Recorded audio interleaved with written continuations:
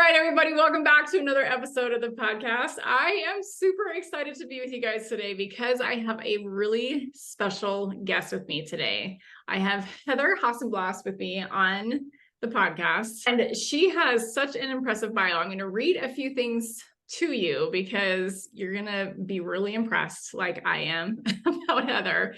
She has a PhD in the science of health psychology. She is a health psychology expert, an international award-winning scientist, public speaker, and best-selling author. She said, "My research focuses on how our health habits affect our well-being." And so, a little pause here in the middle of the bio. You guys knew as soon as I read this about Heather, I got really excited because I love this connection. In particular, how diet, exercise, sleep, and supplementation affects our overall health. She's ranked in the top 1% of the most influential scientists of the world. So I am super excited to have Heather with me today. Heather, go ahead and say hi and just tell us a little bit about yourself. Beyond just the bio, tell me a little bit about what you do, what your background is beyond that bio.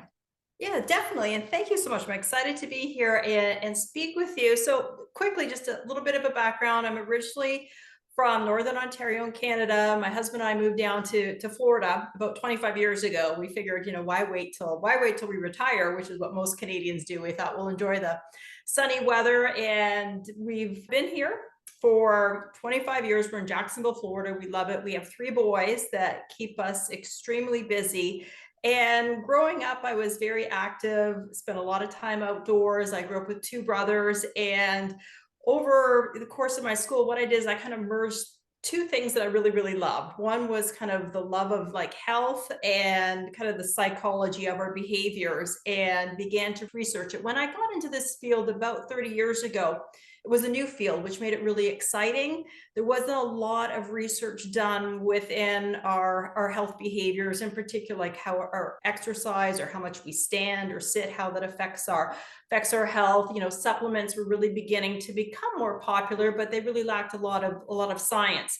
So it was an exciting area to get into and kind of make a path. And I'm fascinated by what makes us healthy and what doesn't, and what the science is behind it or what the evidence is, because there's a lot of what I call misinformation out there. There's a lot of health wellness influencers now that really don't have a lot of background, and unfortunately they're giving a lot of people bad information that they're following for their health. And when you ask most people, they want to be healthy, but they're struggling with how to go about to do that in the right way. So one of my passions is to break down the science, to provide kind of what I call evidence-based health information to people. Yes. And I love that because I started off also in the fitness and wellness space and quickly learned to love this psychology of change and what gets people to actually do the things that they know that they need to do. So I wanted to have you on, of course, to talk about that, but also running a company and raising a family and being a mom has its own challenges. So y'all know the title of the podcast is Becoming the CEO of Your Life. And I wanted to have Heather on the podcast to also talk a little bit about behind the scenes and what it's like to be raising a family and running a company at the same time. So let's actually start there. So what are some of the things that you do in your life, like in real time? You could pull back the curtain for my listeners to explain what are some of the things that you do, not only to run your company, but to also be healthy and take care of yourself while you have been raising your boys. It's an excellent question. And it's a lot of things, and there's no one real path that I did. It was many things that I kind of pulled through trial and error. And one of the things when my husband and I got married, and shortly after we got married, we're like, well, I guess the next thing we're supposed to do is have kids. And so, we did very quickly. And at this point in my career, I was kind of on fast forward. I was directing a research lab. I had a lot of research funding through the National Institutes of Health, and working, several, 60 plus hours a week. And then all of a sudden, our first son is born. And I'm like, I don't even think I want to work anymore. It completely rocked my world. So I was trying to determine, what was the best thing for me to do. And I was a morning person. I still am. And I honestly, it might sound, it was extreme, but I took getting up in the morning to an extreme. So instead of getting up at 5:30 in the morning, I'd be getting up at 4:30 or 4 in the morning. That's when the house was quiet. It allowed me to get some work done. And honestly, I felt like I could be more productive in that hour or two when the house was quiet than when everybody woke up. I could get literally, I felt like an hour or two early in the morning and be super productive versus if I would have waited till 10 a.m., it would have taken me all day to accomplish that. And a key aspect for me is I like to exercise and I like to move. And I felt a little isolated from my friends because all of a sudden I wasn't able to see them as much during the day. So what I did is I like to be really productive. So I began to combine. And when I say combine, what I did was take my exercise, instead of doing it by myself, I started doing it with my friends. And we would meet early in the morning and go out for a run or go to the gym or whatever it might be. But this way I was having my social time also with my friends. And after I do that, whether it was, for 30 minutes, 45 minutes, I always felt so good and so energized. And that kind of kept me going, kept me going throughout the day. So what I really encourage people is, you have to, it might sound selfish, but you really do need to put your health and your well-being at the top of the list and figure out how you can fit that into your day. And I tell people all the time, schedule time for yourself, schedule time for, health, whether it's exercising, spending a little bit of time outside, but you got to schedule that into your day and make that a hard stop with whatever you're doing and fit that in. And for me, I have this need to kind of feel productive. And I feel that if I get up in the first couple hours of my day and I get a lot done, then I feel good and can kind of coast throughout the rest of the day, kind of doing tasks that don't require as much like brain energy that sometimes you could almost do. I want to say mindlessly, but things, like the laundry and unloading the dishwasher and those types of things that you need to get done. Yes. Oh my gosh, I heard so many good things in there. And some of these things that I do too. I don't wake quite as early as you do, but I actually get a lot of stuff done in the morning before I work out. I work out with my friend. It makes it so much fun because then I have something to look forward to while I'm at the gym is visiting with her. And I love this idea of combining things together. There's a lot of things that I find that I combine too. Sometimes if I'm not working out with somebody, then I'll combine listening to a podcast or an audiobook or something where my mind is going while my body is moving. But yes, I love that. And I love this idea of getting the hardest things done when your brain is the freshest. And I know sounds like you and me were on the same page that way. And then it's early in the morning that our brains are the freshest because we are more alive at that time of the day. But I have actually had coaches who are more alive in the evening hours. But tell me a little bit about what that took for you to be consistently waking up at 4. We had talked about this earlier, and I want you to just share some of the things that helped you to be up and functioning at 4 or 4:30 in the morning. Well, first I wasn't staying up till midnight, that's for sure. So what I started to do was really get on my kids' schedule. So when they were going to bed, around 8:30 or 9, I was pretty much shutting it down then because I do need my sleep. And sleep is really, really important. And I hear too many people say, well, I'm going to give up, an hour or two of sleep so that I can get more done. I'll tell Yes. most people, you're not going to be productive. It's not going to be good. You're probably going to eat worse the next day. You'll be in a worse mood and you'll end up being less productive. So sleep is one of those core foundations, of our overall health. Not only do we need to move during the day, but we also need to make sure that we're getting enough sleep. I tell people, look at your whole 24 hours for movement, which sleep is an important part of it. But then also during the day, you should probably get your heart rate up a little bit, at that moderate intensity. It doesn't need to be an hour long. Some fascinating research is now showing like a minute or two of just doing that a day has significant health benefits. But I encourage people to, stand more and do kind of light activity during the day is really important. And they're all related. And coming back to what you say, one of the things that I often do when I have a meeting and it's through phone, I will take it out to be a walking meeting where I'll be talking to the person on the phone and actually go and walk. And I will do that often. And at the university, oftentimes what I would do with students or other faculty, instead of sitting in our office and discussing stuff and having the meeting, I said, well, let's go walk around campus. And one of the things about that is, first of all, I'm outside. So that's great. And getting a little bit of exercise. And believe it or not, then the meetings tend to be shorter. And so that you can get back to your office, and get more work done. So there's these little things that you can do because people will constantly say, and it's probably the number one barrier for us, not only to exercise, but to a lot of these health things that we need to do, is people say that they don't have the time to Mm-hmm. do it. And I said, well, let's take a look at your day and let's map it out and see, what you're actually doing. And then let's figure out where it can be fit in during the day and how maybe you can combine different activities together to be productive. Mm-hmm. Oh my gosh. Yes. I love that. And I like the intentionality of this multitasking aspect of your day. Because I know as moms, we get caught up in trying to multitask, but we don't do it correctly. So I'm just curious, we actually haven't talked about this before, but are you familiar with what I'm talking about? Like trying to multitask and then doing too many things and then not getting anything done versus being Exactly. intentional with the things that you are taking on, like a walk and a meeting at the same time, as long as you don't need to write anything down, right? But I do a lot of networking that way. I do a lot of things where I'm on my feet and I'm just connecting with people. And that is really the essence of what it is that I'm doing in that time. So you have anything to add to that at all? I think, when we talk about multitasking, true multitasking, there's very few people that can, be taking on multiple things all at once. But if you're strategic about it, yeah, we can walk Mhm. and we can talk at the same time. And that can turn into that multitasking. And I know some people say with my kids, well, what can I do? I struggle with spending time with my kids and getting work done. I'll be like, well, include your kids. We know that moms that are physically active will tend to have kids that are also physically active. So it actually, the mom has a stronger influence on it than the dad. So I think, as a parent and a mother, we want to model good behaviors for our kids, and your kids should see that you are exercising, and why not do it with them?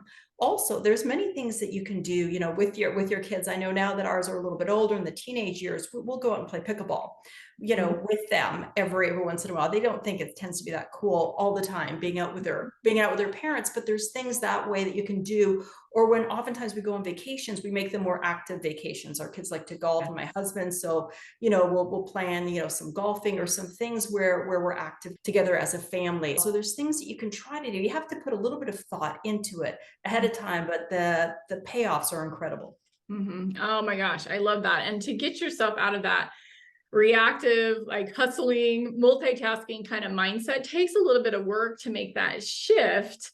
But that really is what I think about when I think about becoming the CEO of your life, is planning your life ahead of time and then executing on your plan. I think sometimes we have these ideas of what life should look like, whether it's when we're on vacation or just in the day to day. And I love this intentionality that you're talking about. It's like, listen, we can be active. We can have an active family vacation. And over the years, this is something that I have also tried to do, is like, I actually don't like to vacation in a way where I am just like, slammed from 6 a.m. until 10:30. And it's like, that's not a vacation to me.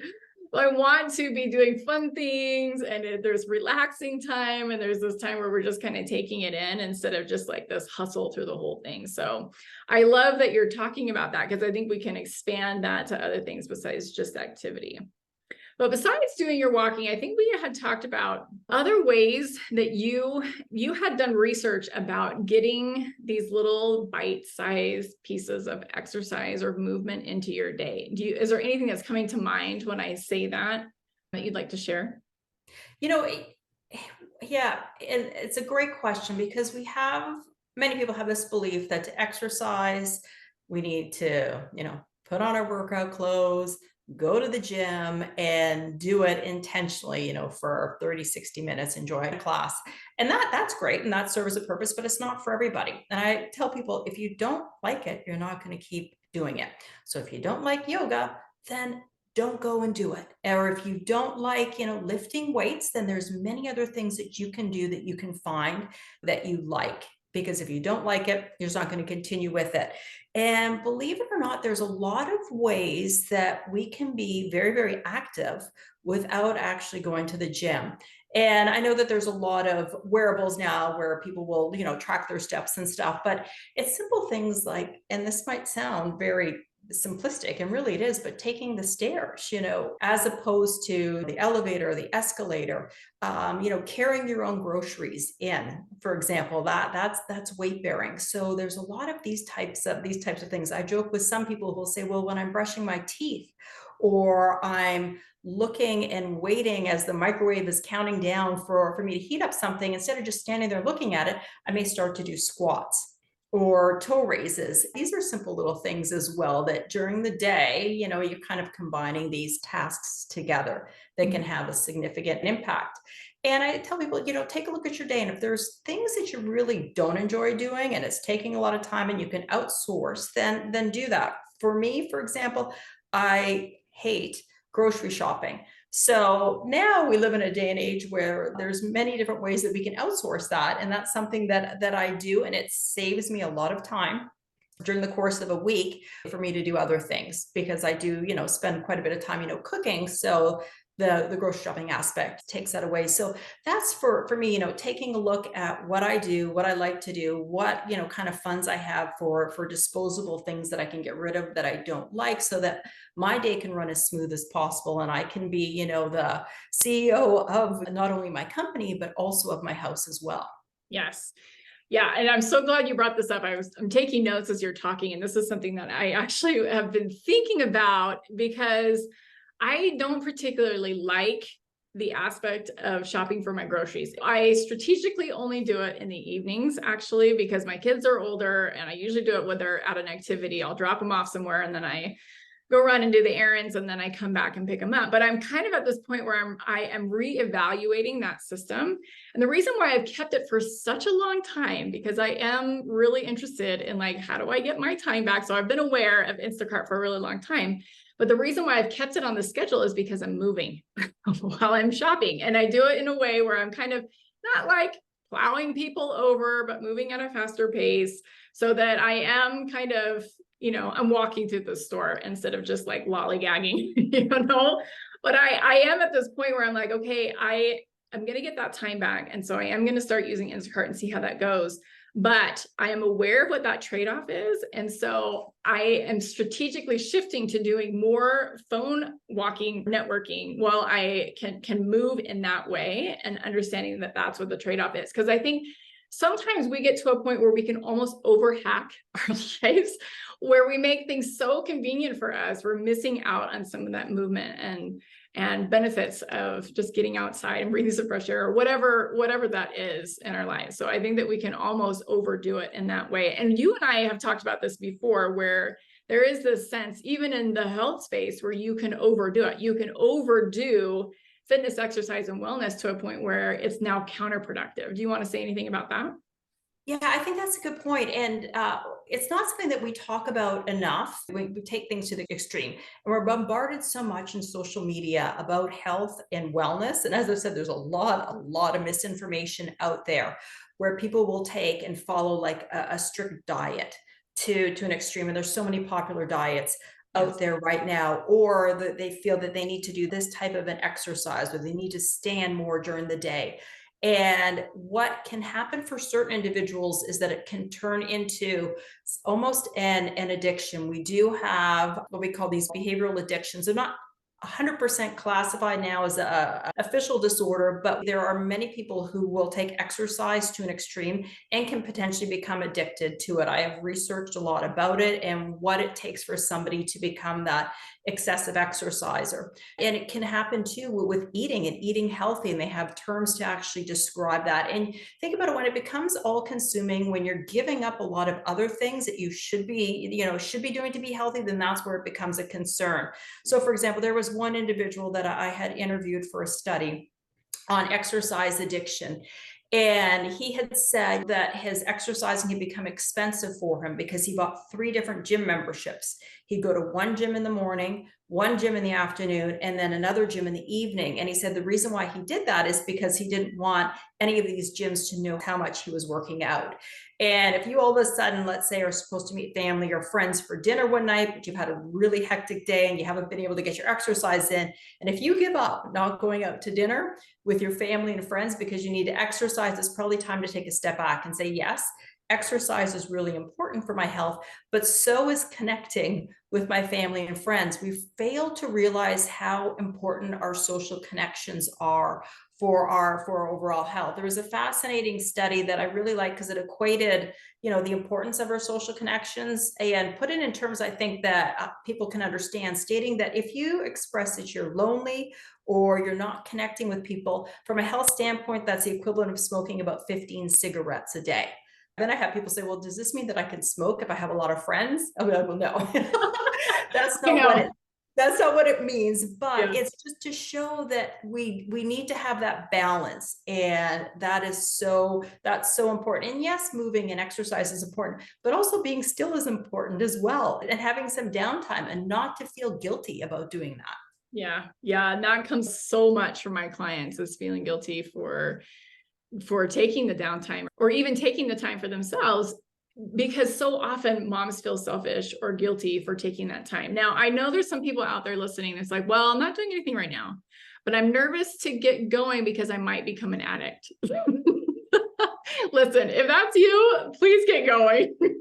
I think striking this balance is definitely an individual thing. I know that there's some people who might look at my lifestyle or your lifestyle and be like, well, that's extreme. But for us, it's manageable because we've either been doing it for a long time or it's something that really works well for us. I know that I have to be very mindful about managing sometimes seasonal affective disorder or the winter blues that I get by being very diligent about eating really well and taking that time to exercise for myself. Otherwise, I get stuck in this emotional funk for myself. And I know some people might look at that and just decide, well, that's not for me because I don't want to be doing that. But for me, it's something that works really well. So again, it comes back to being intentional in the choices that you're making. But I love these little tips that you're giving because it really does make exercise accessible to any kind of person. You just want to start looking for excuses to make it happen instead of excuses to not do it. So that's something to be on to yourself a little bit, I think, moving forward. But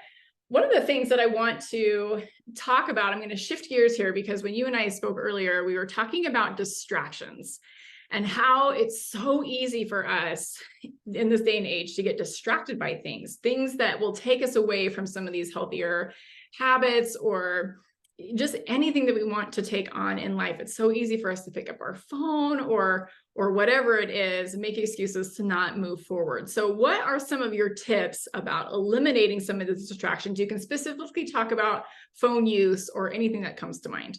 It's a challenge because especially with social media and having our phones and we're plugged in so often during the day. And this happens to me if I all of a sudden go onto YouTube because I'm searching for some type of a video and then all of a sudden these things pop up and I'll look down at the time and it's 30 minutes have gone by and I've watched these videos that I've really enjoyed, but I haven't gotten any work done. So it happens to the best of us. A couple of things that I do is I'll give myself a timer where I'll set like 30 minutes and this is what I'm going to focus on, and I put my phone away and I just focus on that for 30 minutes. Then my timer goes off. I give myself, a little bit of a break, regroup, because honestly, we can't keep our attention for that long. And it's important to take these breaks during the day. A few things that I do with my phone, I take a look, and it's something that I have struggled with. And, I struggle with my kids and trying to reduce how much time they spend on their phone. Is a simple thing that can be done is you take the screen color and you set it to gray. So basically, when you look at your phone, it's just it's in shades of gray, which doesn't make it as appealing. And some fascinating studies have shown that just by doing that alone, that reduces the amount of time that people spend on their phone. So that's a really, really simple intervention. One of the things that I bought for our 14-year-old was a lockbox for a phone. Just got it off of Amazon. It wasn't expensive at all. And he knows now that every night at around 9 o'clock, it goes in the lockbox. It's locked. Literally, you can't get into it until whatever time I set. So it's usually, around 7:30 in the morning, and then it unlocks. So this way I know that he's not, scrolling through it. I tell people, take social media, for example, off your phone and make it harder for you to be able to access it. So these are, little things that can be done that actually end up having a big impact for people. Yeah. And I'm grateful that you brought up putting your phone on grayscale, because I'm on your email list and I read one of the articles that you sent about that. And I turned my phone to grayscale and it just makes the phone so much less appealing because you get on there and you're just like, this is kind of boring. I even took off the the photos on my background screen, my wallpaper and stuff, just because it made the phone really distracting. I wanted my phone to be super clean. I didn't want to have anything on there that was not necessary for the day. No games, of course, nothing that's going to take me away from the focus for the day. And I think I cut my phone time in half. And I am somebody who's very aware of how much phone time I use because I'm a productivity coach. So this is something that really took it to the next level for me. So I'm really grateful that you brought that up. And then again, I loved what you said. This is what I've been doing for years is making things like Instagram or whatever difficult to get onto. I know timers are helpful, but like in the past, I've gotten around my timers, but if I just take it off my phone, I'm like, you can only get on here when you're working or you have that set time that's scheduled. That has been tremendously helpful to me. So I'm grateful that you brought that up. Is there anything else that you would like to share? Any other little tips, things that we've talked about in the past, or anything that's just coming to mind that you want to share with my audience? I think it's important for people to know we're human and we're going to have setbacks and what I call, kind of malfunctions during the day. And you know what? If you want to have your piece of cake, then eat your piece of cake and enjoy it. And that is really important because we do need to enjoy life. And people will say, well, I missed the last, 2-3 days of exercise. I'm just not going to do it anymore. And I'll start fresh the next month. I'll be like, it's okay to miss a day or 2 or 3 of stuff. It happens to us all the time. But what's really important is to forgive yourself and then just get right back into it and understand that I always say I have really good intentions for stuff, but things do get in the way. We are human and a lot of things do happen. And to be able to forgive yourself or just say, it's okay that I didn't do this or that I did, and regroup and get back on it. And I find for myself, it's important to kind of set your goals and then regroup, and to see how you did and what you can do to change them.